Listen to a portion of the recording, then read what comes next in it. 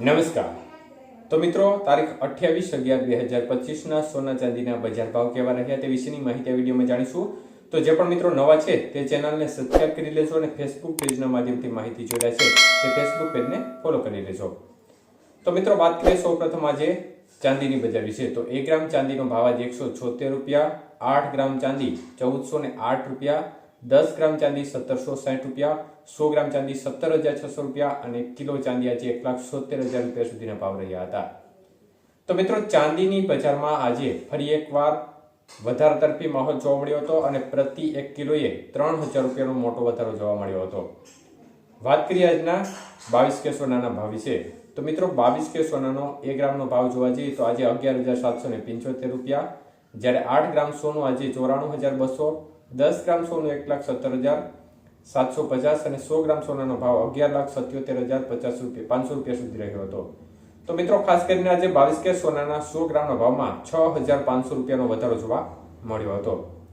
તો 24K સોનાના ભાવ જોઈએ તો મિત્રો, 1 ગ્રામ સોનાનો ભાવ આજે ખાસ કરીને 12,846 રૂપિયા, જ્યારે 8 ગ્રામ સોનાનો ભાવ 1,02,768 રૂપિયા, 10 ગ્રામ સોનું આજે 1,28,460 રૂપિયા અને 100 ગ્રામ સોનાનો ભાવ 12,84,600 રૂપિયા સુધી રહ્યો હતો। તો 24K સોનાના 100 ગ્રામના ભાવમાં 7,100 રૂપિયાનો વધારો જોવા મળ્યો હતો। વાત કરીએ આજના 18K સોનાના ભાવ વિશે। તો મિત્રો, 1 ગ્રામ સોનાનો ભાવ આજે ખાસ કરીને 9,634 રૂપિયા, જ્યારે 8 ગ્રામ સોનું 77,072 રૂપિયા, 10 ગ્રામ સોનું 96,340 રૂપિયા અને 100 ગ્રામ સોનું 9,63,400 રૂપિયા સુધી રહ્યું હતું।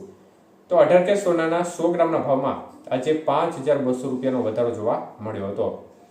તો મિત્રો, બજારની સ્થિતિ જોવા જઈએ તો આજે વધારા તરફી માહોલ જોવા મળી રહ્યો છે। મુખ્યત્વે વધારા તરફી આજે માહોલ જોવા મળી રહ્યો છે એનું કારણ છે કે કોમેક્સ ટ્રેડિંગમાં મોટી ગડબડી સામે આવી રહી છે અને જેના પગલે કોમેક્સ ટ્રેડિંગ છે તે બંધ જોવા મળી રહ્યું છે અને આ બંધ કરવાના કારણે એક પ્રકારે સોનું અને ચાંદીની બજારમાં જોરદાર વધારા તરફી માહોલ જોવા મળી રહ્યો છે।